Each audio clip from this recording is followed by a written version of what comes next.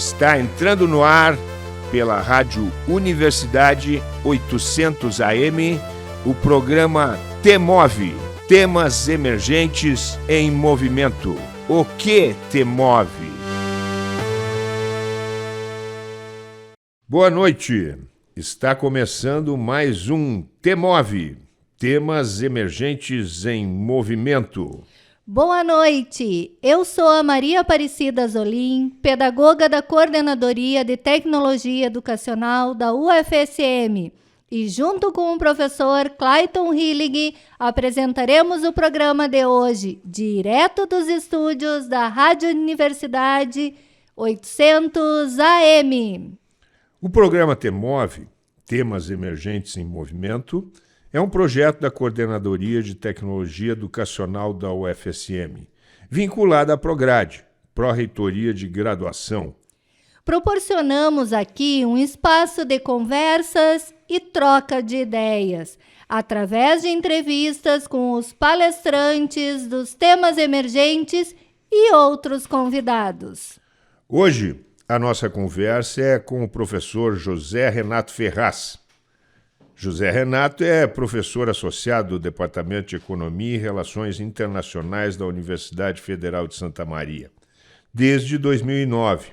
Bacharel em Relações Internacionais pela PUC, São Paulo, possui mestrado e doutorado em Ciências Sociais pela mesma instituição, graduação em andamento no curso de História na Universidade Luterana do Brasil. Foi coordenador do curso de Relações Internacionais de 2012 a 2018, na Universidade Federal de Santa Maria. É pesquisador do Núcleo de Arte, Mídia e Política, da PUC São Paulo, líder do Grupo de Teoria, Arte e Política, líder do Grupo de Estudos Oswaldo Aranha, colunista digital do Diário de Santa Maria, participante do programa Sala de Debate da TV Diário. Seja muito bem-vindo, José Renato. Muito obrigado. Professor José Renato, a nossa pergunta inicial do programa, toda terça-feira, é o que dá o título ao programa. O que te move? Que interessante. É uma pergunta inquisitiva, é uma pergunta que move, né? E gera vários insights. Eu acho que o que me move, como ser humano, como profissional da educação, como educador, é pensar o que eu posso deixar de existência, da minha existência para a posteridade. Esse aspecto eu acho que é importante quando você me faz essa pergunta, o que me move, e eu digo essa resposta, o que me move, o que eu deixo para a posteridade, para a minha existência, porque os gregos antigos tinham um aspecto que eu acho muito fundamental destacar, né?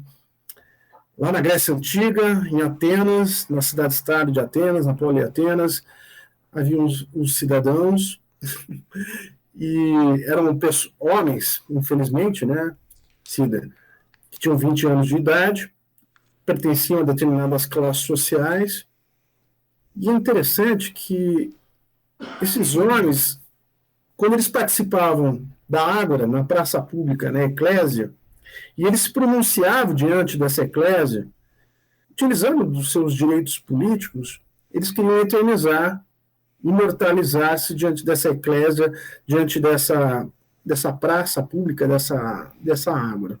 Até interessante, não quero me alongar muito nesse aspecto que me move, mas quando esse cidadão ele ia para casa, o oikos, que é a chamada unidade doméstica, até é interessante, né, professor Clailton, Cida, que oikos dá origem ao termo, à palavra economia. No oikos, na unidade doméstica, ele era apenas um indivíduo. Ele fazia suas necessidades fisiológicas, ele tinha relações com a sua mulher, relações com seus filhos, ele exercia uma força, uma ameaça, um poder físico diante dos seus servos, dos seus escravos, E é interessante que quando a gente faz um comparativo do oikos para a ágora, ou seja, da unidade doméstica para a praça pública, isso é interessante, Clailton, professor Clailton, porque às vezes quando a gente fala da política no Brasil, né, essa mistura, né, de pessoas que não sabem identificar o que é público e o que é privado. Mas voltando, no oikos, na unidade doméstica, ele é apenas um indivíduo, ele faz suas necessidades fisiológicas. Lá é uma relação vertical que ele tem como ele homem, naquele contexto histórico, com a sua mulher, com os seus filhos. Então ele exerce o poder paterno, para com seus escravos e seus servos, ele exerce o seu poder despótico, através da força, violência, ameaça. Só que quando ele coloca o pé para fora, e aí, perceba, no oikos é uma relação vertical, uma relação entre desiguais. Quando ele coloca o pé para fora, ele vai se deslocando para a ágora, para a praça pública, para falar com os iguais, é uma relação horizontal. E quando ele começa a falar através da oralidade, usar os instrumentos, professor Clayton, Cida, da oratória e os instrumentos da retórica e da eloquência, ele está falando entre iguais, não uma relação vertical, uma relação horizontal. E olha que coisa interessante. Ele, quando se pronuncia diante da eclésia, dessa assembleia de cidadãos, ele quer se imortalizar diante deles. Ele quer propor algo para o futuro, para o destino da cidade-estado dele. Talvez o meu objetivo como cidadão, como sujeito, ou a tentativa de ser um sujeito na história, é nesse sentido, de se imortalizar, né? Então, é interessante que eu resgato esse momento histórico, né? Essa história grega, né? Um cidadão ateniense comum, que se pronunciava diante da eclésia, se pronunciava diante da Assembleia dos Cidadãos. E aí, só para finalizar, que o termo idiota, ou idiotê, na Grécia Antiga, em Atenas, é aquele sujeito que não queria participar dos interesses da cidade-estado, que não queria participar dos destinos da cidade-estado.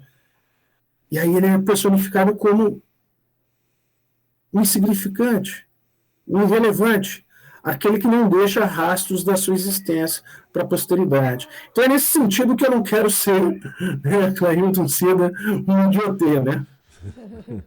Muito bom. Muito bom. José Renato, nessa esfera pública, né, a gente incorpora diversas identidades, mas eu gostaria de saber como é que José Renato define José Renato. Quem é você? Nossa! As perguntas são difíceis. Notei.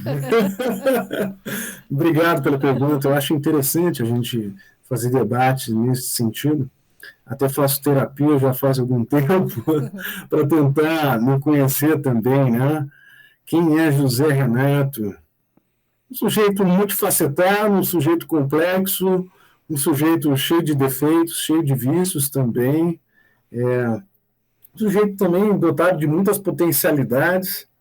Até hoje eu comentei com os alunos. Afinal, nós somos seres sociáveis, nós como seres humanos. Somos seres sociáveis, somos seres politizados ou não? Ou somos animus dominandi, né? Não pronunciei de forma correta aqui o latim, né? Animus dominandi. Ou seja, seres com tendência a dominar os outros, a ter desejo pelo poder. Eu acho que eu sou um animal social, eu sou um animal político. Eu gosto de me socializar, eu gosto de me politizar, eu gosto de me congregar a outros seres humanos, homens, mulheres, pessoas das mais diversas etnias.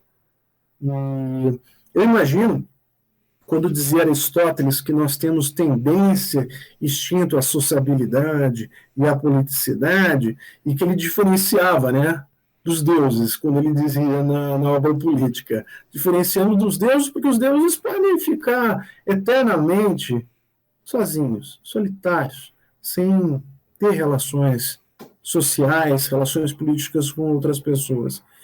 E aí ele se referia às bestas, né, diferenciando dos seres humanos, né, que também não tem predisposição, não tem instinto de sociabilidade, de politicidade.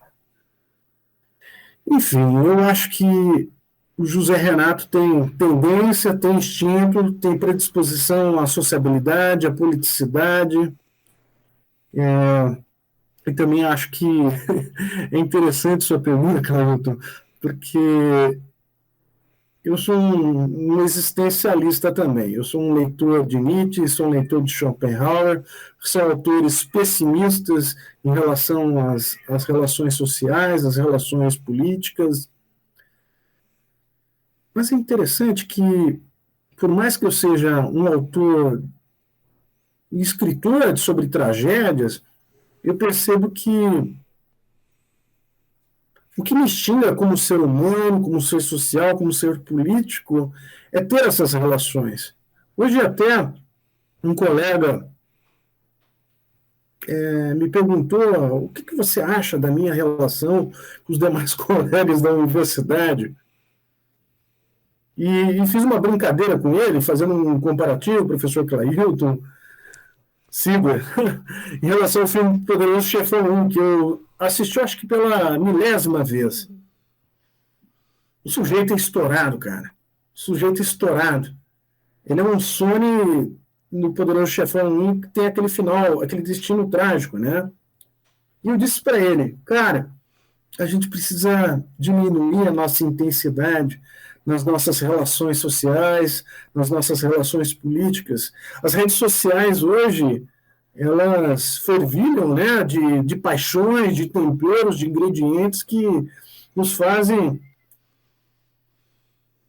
acender paixões, né, a ter rivalidades, a se posicionar num político X, político Y, político Z, e isso infelizmente vai enfraquecendo, né, esse tecido, que eu acho que foi até a primeira pergunta que vocês me fizeram, né, o que move nós como sociedade, como seres sociais ou como seres políticos. O senhor falando, eu lembrei de um pensamento do Shakespeare, que diz que é mais fácil a gente conseguir o que a gente quer com um sorriso do que com a ponta de uma espada. Eu acredito nisso. Professor José Renato, nos conte um pouquinho da sua trajetória profissional. Perfeito, maravilha. Só perguntas instigantes. Em 1998, eu iniciei na graduação, no curso de Relações Internacionais, na PUC em São Paulo. Fiz, então, durante um período de 4 anos. Continuei sendo um filho da PUC, sou um filho da PUC, né? Fiz meu mestrado, meu doutorado em Ciências Sociais, embora tinha feito, então, a minha graduação em Relações Internacionais. Desde lá, no ano de 1999, ou seja, no meu segundo ano da graduação, me interessei por estudo de Shakespeare, como você acabou de se referir. Eu assisti uma palestra do professor Miguel Vadishaya, um professor da sociologia, que tinha sido orientado, né, pelo Gabriel Cohen. Interessante que o Gabriel Cohen é um dos maiores especialistas, eu acredito, no Brasil, de Max Weber, e ele já fazia orientações nesse sentido, né, de envolver arte e política. Bom, enfim, no ano de 99 comecei a fazer essa pesquisa sobre a peça Ricardo III, até interessante que eu memorizei o solilóquio inicial da peça. Vou aqui só falar rapidamente, para não tomar o tempo de vocês e também do nosso ouvinte, né? E agora o inverno de nosso desgosto fez-se verão glorioso, graças ao sol de York. E é interessante que nesse início da fala do Duque de Gloucester, que vai se tornar o Ricardo III, ele retrata a Guerra das Duas Rosas, que acontece na Inglaterra, e o Shakespeare, inspirado nesse conflito das guerras históricas que aconteceram na Inglaterra, ele retrata nessa peça em especial. Shakespeare escreveu 2 tetralogias da Guerra das Duas Rosas, né? As 3 peças, Henrique VI, depois o Ricardo III, e depois a segunda tetralogia, as 3 peças do Henrique IV e Henrique V, que é o rei-herói, né? Eu fiz uma pesquisa aprofundada sobre o Ricardo III, que se tornou meu objeto de estudo na minha dissertação de mestrado, envolvendo, então, arte, política, relações internacionais, teoria política, essa questão do desejo de poder, ânimos dominante. Na tese de doutorado, depois de 2 anos que eu tinha concluído o meu mestrado, comecei a falar sobre um outro Ricardo, que tinha sido objeto também, objeto e também uma escrita da peça de shakespearianas, dos dramas históricos shakespearianos, 9 dramas históricos shakespearianos, que foi o Ricardo II. Ricardo II, que foi o último rei Plantageneta da dinastia Plantageneta na Inglaterra. O Shakespeare, então, retrata um rei que quer se manter no poder através dos arcanjos, dos querubins, de outras entidades angelicais. Imaginava ele que seria mantido ali por esse motivo, por ser reconhecido e ter recebido o óleo, a unção real. E aí eu discuto na minha tese de doutorado sobre a doutrina jurídica divina dos reis, né? Que é uma doutrina que já era nascedora, na realidade, na antiguidade tardia, nos povos asiáticos, na Síria, entre outros povos, mas que depois, na Idade Moderna, da Idade Média para a Idade Moderna, os europeus, né, as dinastias europeias tentaram se apropriar dessa doutrina, né? Finalizei meu doutorado, dava aula em instituições particulares do ensino superior no estado de São Paulo, na cidade de Bauru, na cidade de Botucatu. Abri um concurso aqui para a Universidade Federal de Santa Maria, no ano de 2009, no curso de Relações Internacionais. O curso estava no seu nascedor, em 2009, no segundo semestre. Foi um vestibular de inverno, então era um vestibular extraordinário, vamos dizer assim, né, fora do normal, fora do comum. Prestei esse concurso, fui o único candidato, fui aprovado. Foi uma felicidade a mudança, né, do estado de São Paulo com 29 anos para cá, para a cidade de Santa Maria, e então iniciei a minha vinda, né, e a minha participação aqui no curso de Relações Internacionais na Universidade de Santa Maria, já a partir do ano de 2009. Já são 13 anos, então, na Universidade de Santa Maria, né. É até interessante destacar, Cida, professor Clailton, que eu já conheço desde 2013, desde 2014, era um curso no seu nascedor, um curso cheio de dificuldades, um curso que tinha ainda não a não vinda, né, de professores doutores, então teve também discussões, debates dentro do departamento para a vinda de professores nesta área epistêmica, né, de relações internacionais. Meus caros ouvintes, não foi fácil esses 13 anos, né? Eu fui coordenador, as 2 primeiras turmas, 2009, a turma de 2009, a primeira e a segunda turma, né, 2009 e 2010, eu lecionei 10 disciplinas para as 2 turmas. Imagine você lecionar 10 das 14 disciplinas específicas para a mesma turma. Nossa! Eu me lembro, nesses casos, do slogan da TV Futura, né? A aventura do conhecimento. Né? Eu participei também de do credenciamento de um curso, né, no início da carreira, e realmente é um desafio muito grande, né? Mas hoje o curso está consolidado, sem dúvida alguma, né, reconhecido já. José Renato, recentemente na Feira do Livro, você lançou um livro, né? A Tragédia da Política, Relações Internacionais. Nos fale um pouco sobre essa obra. Obrigado pelas perguntas. Perguntas muito boas e, novamente, agradeço pelo convite. O livro, então, ele foi escrito, né? Eu, na realidade, organizei um livro de vários autores. Ele foi gestado ao longo de 5, 6 anos. Foi pela editora Apres. A ideia, Cleiton, era básica, né? Era pensar as relações internacionais ou pensar a política internacional a partir dos seus personagens históricos. Claro, há muita discussão, tanto do ponto de vista da história tradicional, da história nos seus novos métodos, nos seus novos instrumentos de ensino, de aprendizagem, de como ensinar a história, não só pensada a partir dos reis e de seus governantes. Mas, é claro, eu vou ter essa perspectiva de se pensar a história dos seus governantes num ciclo de ascensão e queda. Num ciclo de ascensão e queda.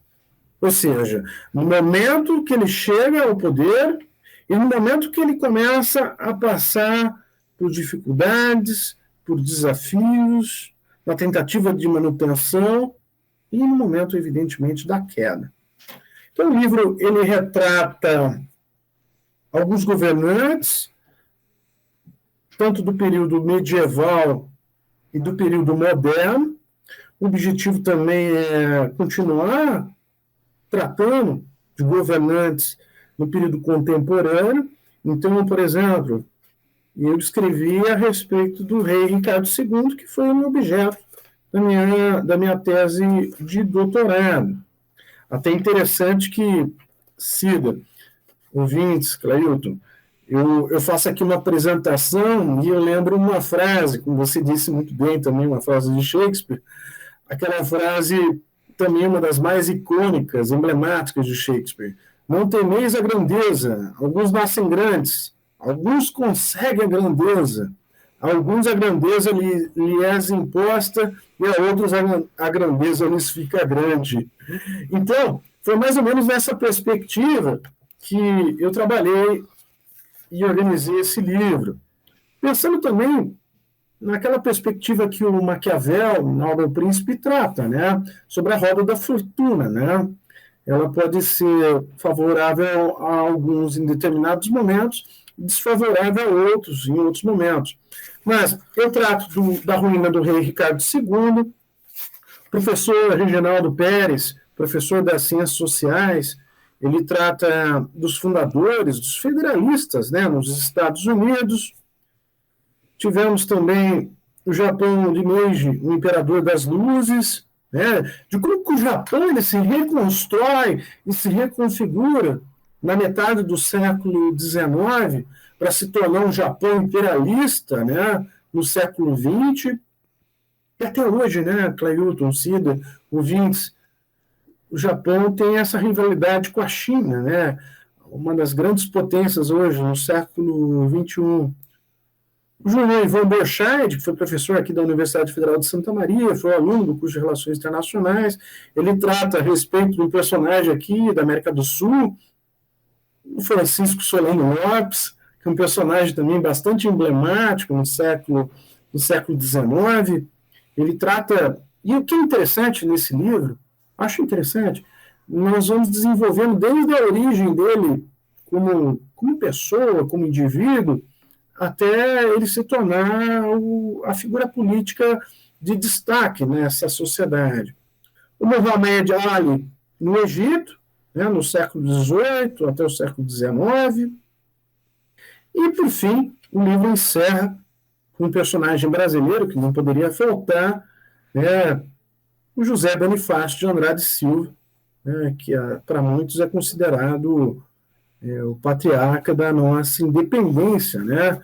E a gente não pode esquecer, né? Hoje estamos no ano de 2022, estamos completando 200 anos da nossa independência, né? Pode ser um momento considerado especial para a história do Brasil, eu considero um momento especial para a história do Brasil, mas é bom a gente perguntar o que mudamos de lá para cá, né? Professor, como é que o senhor enxerga essa questão dos imigrantes pelo mundo? Eu acho que é bom ressaltar, né, o grande evento agora de 2022, né, que é a guerra entre Ucrânia e Rússia, né?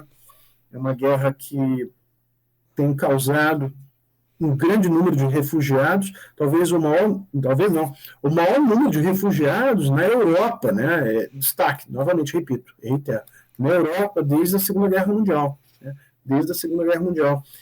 Até aqui, para trazer números exatos, né, das minhas anotações por aqui, né, são 6,8, quase 7 milhões de refugiados da Ucrânia, né, para os países europeus, da Europa Ocidental, muito em especial, né, muitos indo à Polônia, né, indo à Polônia. Então, é um assunto muito delicado, assunto muito sensível na política internacional, nas relações internacionais, é uma das grandes agendas das relações internacionais agora no século XXI. Muitos estudiosos têm tratado desse tema com muito mais profundidade. Até interessante, Cida, ouvintes, Cleilton, só para vocês terem uma ideia, essa crise, essa guerra, esse conflito entre a Ucrânia e a Rússia, então, como eu acabei de dizer, quase 7 milhões de refugiados, ou seja, de pessoas, na realidade, de mulheres, crianças e idosos que saíram da Ucrânia e se deslocaram para os países da Europa Ocidental. E o que é mais pertinente destacar, são quase 15 milhões, porque há muitos migrantes internos dentro da própria Ucrânia que saem das suas casas e internamente dentro da própria Ucrânia ali permanece. Então, o número está girando em torno de 15 milhões, né, entre ucranianos nesse conflito que é o grande mote, né, o grande evento de 2022, infelizmente, né? A conversa está fluindo muito bem, como sempre no Temove, mas o Jean e a Luísa nos cobram um pequeno intervalo. Não abandone a nossa audiência, nós já voltamos.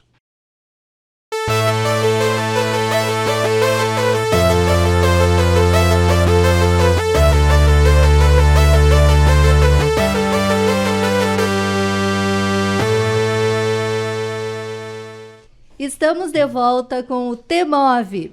Para você que ligou a rádio agora, seja bem-vindo. Você está ouvindo o programa Temove pela Rádio Universidade 800 AM. Hoje, com a presença da vice-reitora da Universidade Federal de Santa Maria, professora Marta Bauer Adaime, e com o professor reitor de graduação, professor Jerônimo Tibuchi. O Temove é um programa de troca de conversas, troca de ideias, com entrevistas sobre assuntos relevantes na educação básica. Traremos sempre assuntos sugeridos pelos parceiros dos temas emergentes. Sem dúvida alguma, professor José Renato, a guerra na Ucrânia tem impactado muito, né? Não só essa questão das imigrações, mas da geopolítica mundial. Estamos aí também com a possibilidade de uma crise de abastecimento de alimentos, né? Sanções econômicas. Mas hoje a gente tem talvez cerca de 80 milhões de refugiados no mundo, né?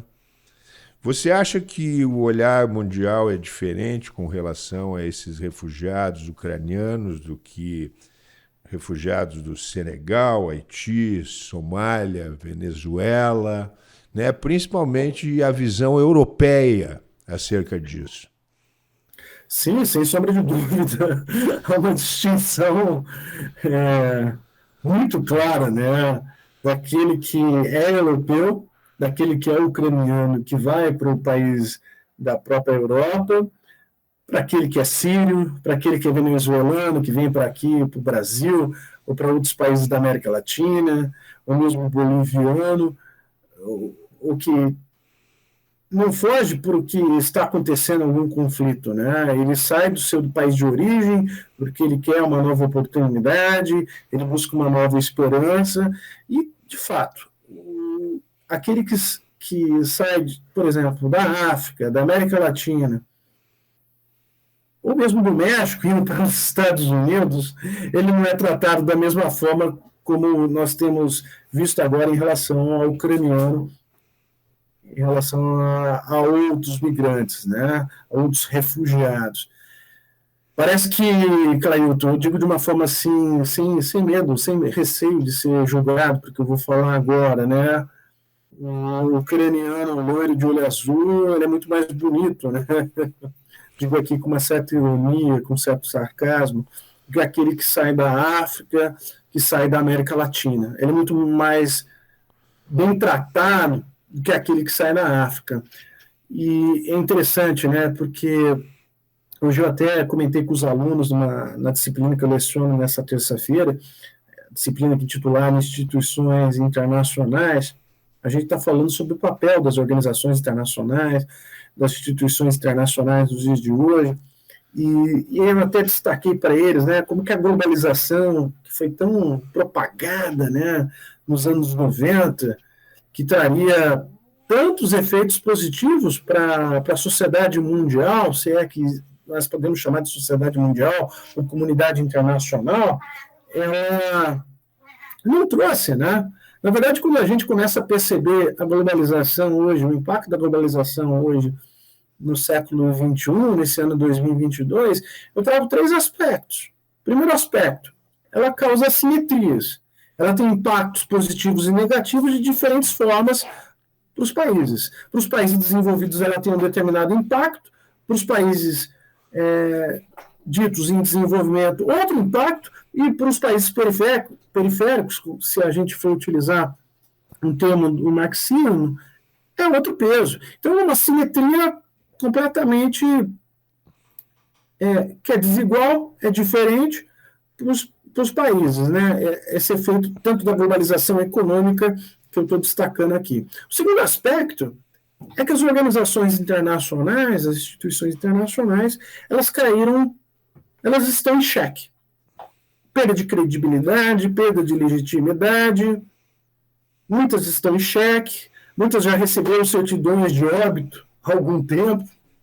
Mercosul sobrevive por aparelhos, né? O próprio atual governo já disse que não daria destaque, não teria interesse em manter uma política externa favorável ao Mercosul, e, entre outras políticas multilaterais em termos de América do Sul, a gente pode perceber isso ao longo desses anos, né? desse atual governo. Interessante também que até a União Europeia muitas vezes passa, como passou, né, pelo Brexit, né, um país relevante como o país, não, né, a união entre os países ali que formam a Grã-Bretanha, que saíram, né, a partir do Brexit da União Europeia, que causaram um certo cheque, né, na própria União Europeia, e a tentativa de vários grupos de extrema-direita na própria Europa que questionam a própria União Europeia, né? Nós tivemos agora há pouco tempo a eleição na França, em que Marine Le Pen questionava, né, a manutenção da França, embora fez um discurso muito maquiado, né, a extrema-direita, né, a onda populista, né, que vem pululando em toda a Europa, nos Estados Unidos, na América Latina, fazem, às vezes, discursos maquiados, né, que é interessante a gente ver e perceber esse movimento.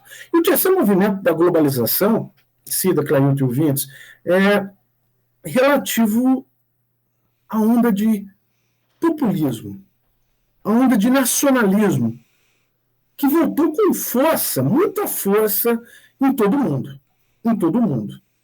Então, até é interessante relembrar o professor, né, o Celso Laffer, que ele dizia, em relação à globalização, as forças centrípetas, ou seja, que são a favor da globalização, a favor do cosmopolitismo, dos bens públicos globais, que nós temos que resolver a pandemia de que forma? De forma global. As questões climáticas, de forma global. Não adianta a União Europeia insistir em tentar resolver, em termos de Europa, as questões climáticas, se a América Latina, os Estados Unidos, a China e outros países têm um outro posicionamento. Na verdade, são bens públicos globais. As questões econômicas, financeiras, são bens públicos globais. A gente não pode resolver as crises cíclicas do capitalismo se alguns países têm um determinado posicionamento. Então, a necessidade de ter o quê? De instituições internacionais, organizações internacionais multilaterais, ou seja, bens públicos globais, em que todos os países possam estabelecer comuns acordos. Então, essa perspectiva das relações internacionais, eu acho que é muito interessante para o século XXI, do cosmopolitismo, de começarmos a pensar que nós não somos parte de um Estado, de uma nação. Clailton, Cida, ouvintes, nós somos parte de um gênero humano. Sem dúvida alguma, né? Essas ondas nacionalistas, populistas, né, fragmentam, né, as relações internacionais ao nível de criarem fantasmas como globalismo, né? Como uma ameaça cultural às soberanias, né? A conversa está indo para um caminho muito interessante da geopolítica internacional. Precisamos continuar nesse assunto das ondas neoconservadoras. O que o senhor atribui esse crescente de retrocesso pelo mundo inteiro, né? O que eu posso perceber nesse movimento, que não é um movimento nacional, como já tinha dito anteriormente, é um movimento internacional. Ele ocorreu nos Estados Unidos e ocorre nos Estados Unidos. O Partido Republicano, ele, a partir do Donald Trump, ele comunga dessa ideia. Nós podemos perceber esse movimento também na Europa, e até, nos casos, eu destaco, que coisa emblemática, que coisa sinistra. Como que parece que esse momento que nós estamos vivendo, ele muito se assemelha à década de 30, na Europa, aos anos 30 na Europa, no século XX.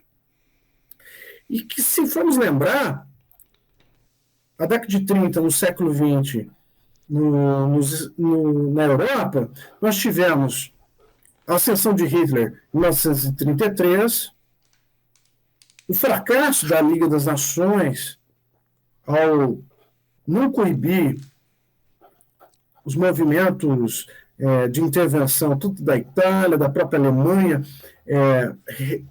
revisionando o próprio Tratado de Versalhes, né, revisionando o próprio Tratado de Versalhes, né, que tinha sido um fato, um episódio após a Primeira Guerra Mundial. Eu acho importante a gente destacar que esse movimento reacionário que acontece em todo o mundo, de extrema direita em todo o mundo, ele está ligado ao nacionalismo, ele está ligado a movimentos populistas, ele está ligado a uma insatisfação da própria, e aí eu digo de forma muito clara, a classe média em relação ao desemprego, em relação a grandes mudanças, né, Clailton, Cida, ouvintes, em relação a temas chamados de temas tabus, né? A questão do casamento, a questão dos negros, a questão também relativa ao que é chamado de temas tabus, né, homossexualidade, entre outros temas, que a gente percebe, até eu acho que é uma discussão que deveria ser muito mais avançada, muito mais discutida, de confundir o movimento conservador com o movimento reacionário. É claro que o movimento conservador no Brasil, ele ganhou contornos assim, muito complicados, né? O que é chamado de conservadorismo no Brasil não é chamado de conservadorismo, por exemplo, nos Estados Unidos, principalmente na Inglaterra. Inglaterra, onde é o berço do conservadorismo. O ser reacionário, ele, na verdade, ele quer o desejo daquilo que ele considera tempos áureos, né? Tempos formidáveis da história de um determinado país. Por exemplo, quando uma pessoa, um grupo de pessoas dizem queremos retorno da ditadura militar, isso é um comportamento reacionário, que naquele momento eu acreditava, naquele momento todos nós éramos felizes, naquele momento o Brasil era muito bom, não tinha esses temas, esses assuntos que agora são trabalhados, né? E aí, né, Cida, Clailton, Vintes, esse resgate, né, quer dizer, resgate não, esse resgate, né, de coisas que eles acreditavam, imaginavam que eram bons tempos que o Brasil tinha, né? E aí fica essa criação também, né? O que é progressista, do que é novo, como uma coisa ruim. Que não é vantajosa para a sociedade, desculpe. Nessa onda, né, desse ultraconservadorismo com relação aos costumes, principalmente, né, e essa mistura da religião com política, e, além disso, esse reacionarismo autoritário, né, que vincula a ordem e a segurança aos regimes autoritários, às ditaduras, você acha que as democracias, os estados democráticos no mundo estão em risco? Sem sombra de dúvida, né, Clailton, Cida, ouvintes. Muitos livros, né, têm sido escritos por diversos cientistas sociais, cientistas políticos, com essa preocupação. A eleição desse ano, né, no Brasil, ela está sob certo risco, para não dizer de uma outra forma, né, mas está sob certo risco. Quando você fica dizendo sobre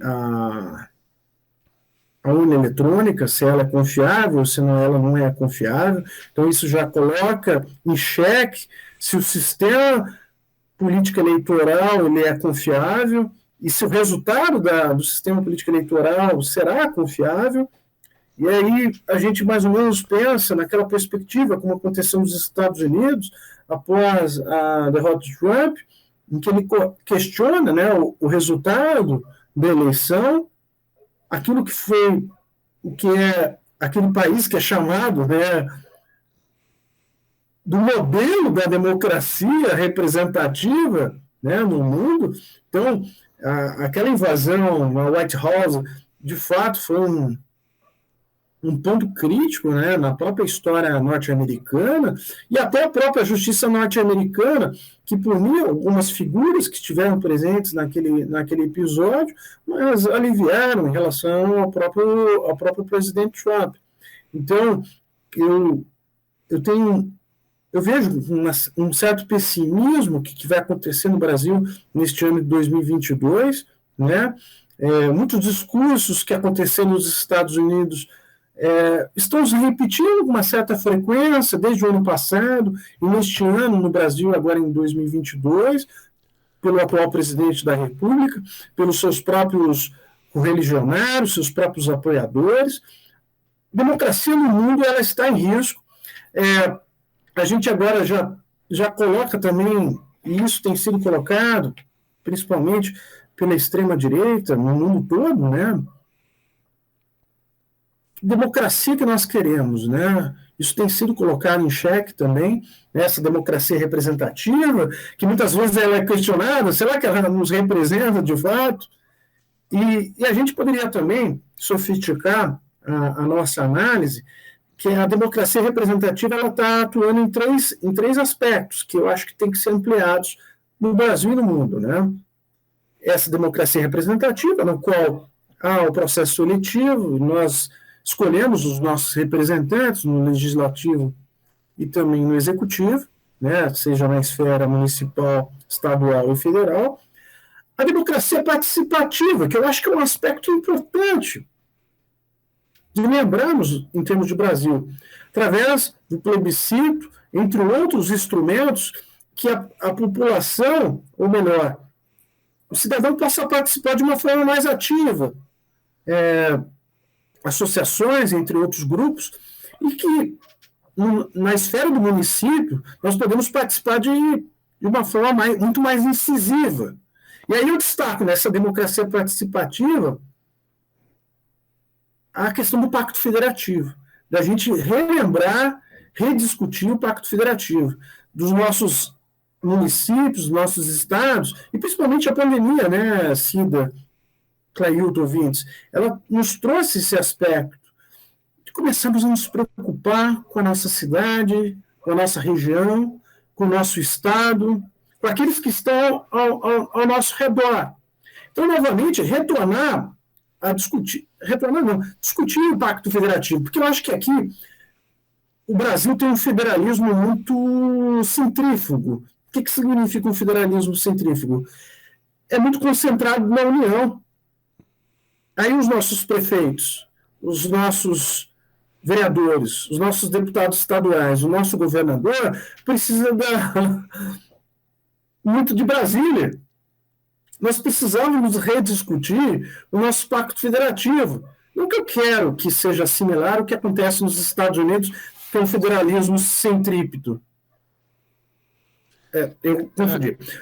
O federalismo centrípeto é o nosso, o federalismo centrífugo é o norte-americano. Ou seja, o centrífugo, então, que os entes federativos tomam decisões mais concretas em relação à sua cidade, ao seu município, à sua região, né? Então, desculpe aqui só devolvendo, melhorando aqui a minha fala, federalismo centrípeto é o brasileiro, onde tem concentração na União, e o centrífugo, na realidade, ele na verdade, ele dá aos entes federativos maior poder de decisão, e que foi o que aconteceu na pandemia, né, Clailton? Mas de fato a Constituição de 88 já visava essa descentralização, né? Será que a pandemia e as atitudes do governo federal, né, colocando em xeque governadores e prefeitos com relação às atitudes e culpando, né, pelas mazelas econômicas advindas, né, da pandemia, e hoje mesmo o governo federal colocando a culpa nos governadores acerca do preço dos combustíveis, né, do ICMS. Será que isso não está impulsionando um pouco esse federalismo centrípeto?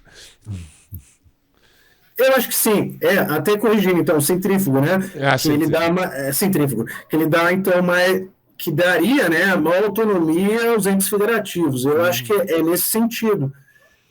Eu acho que escancarou esse aspecto a pandemia. Até a própria fala do presidente Bolsonaro escancarou esse ponto, né, dos nossos prefeitos, dos nossos governadores tomarem as suas decisões do ponto de vista regional, do ponto de vista municipal, para os países. Clailton, Cida, ouvintes, é um país continental. Não tem como.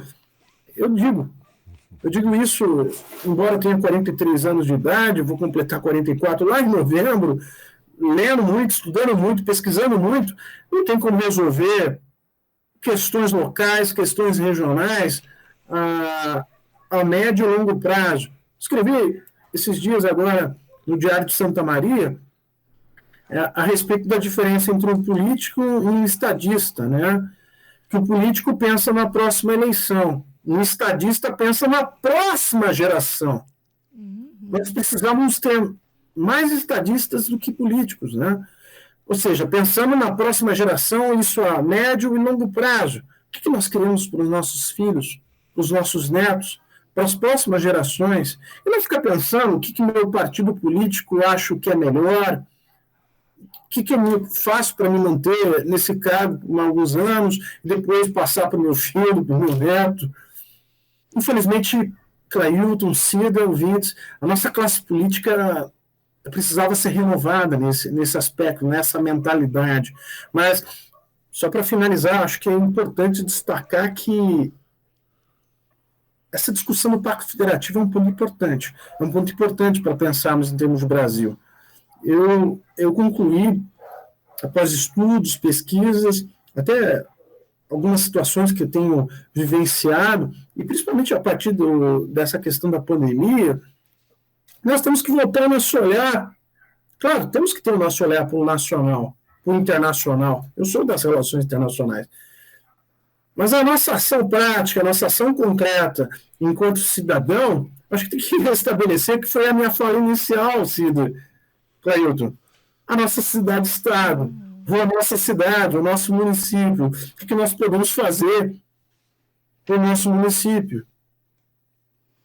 Sim, e continuando na questão do Brasil, como o senhor enxerga o Brasil no cenário internacional no âmbito da educação e das relações exteriores?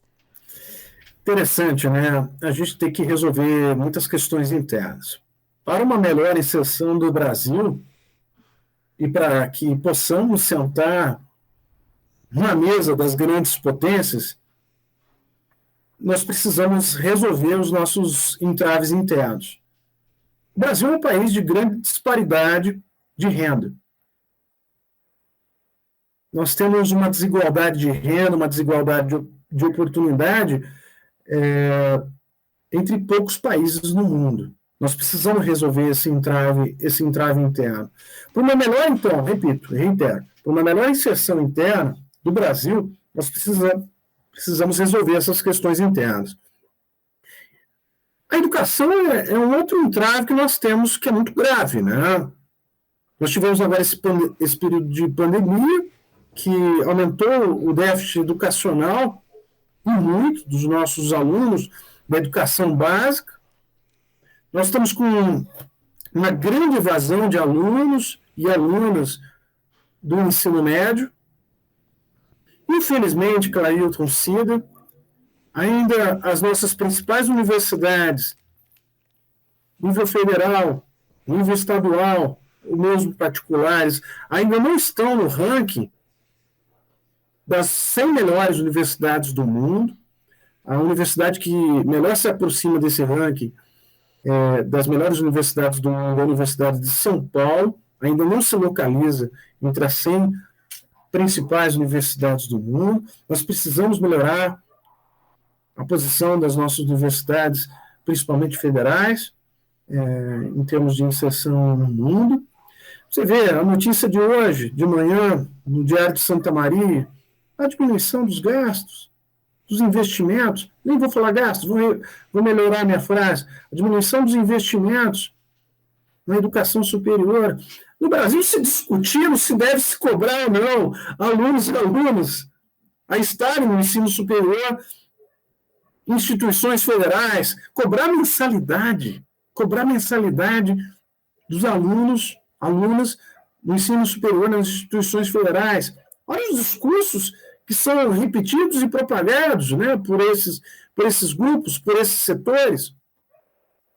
Então, veja, se a gente não repetir as boas fórmulas de países que foram bem-sucedidos e que estão bem-sucedidos no mundo, como a Coreia do Sul, que tem os melhores profissionais, porque houve investimento do governo da Coreia do Sul na educação básica, e aí modificando um pouco da estratégia que foi no Brasil, que houve maiores investimentos na educação superior e não na educação básica. Na Coreia do Sul, não.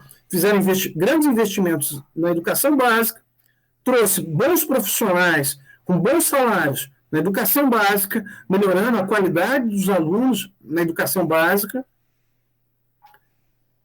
e foi uma forma que foi muito bem sucedida. Na China, que a partir do Deng Xiaoping, em 1979, cresceu mais de 2 dígitos ao longo de diversas décadas. Em breve, vai ultrapassar o PIB norte-americano, vai se transformar na principal potência econômica mundial,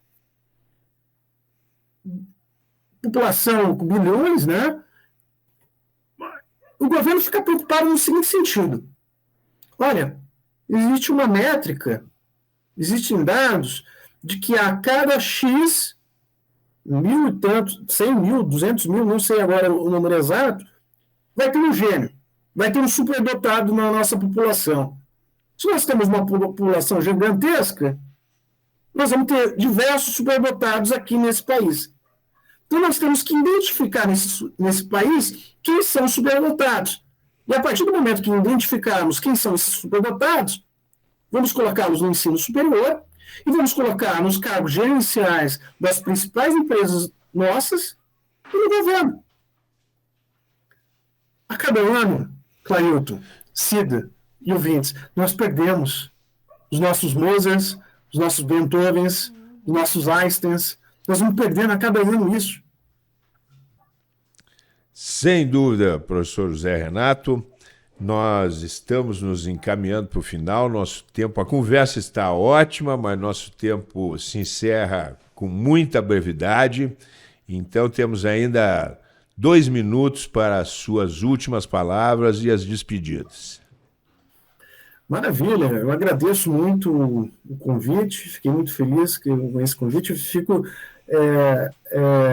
comovido aqui, né, de conversarmos sobre esses diversos temas. São assuntos assim que são primordiais, né, são essenciais para o Brasil, né, em termos de educação, da nossa inserção externa.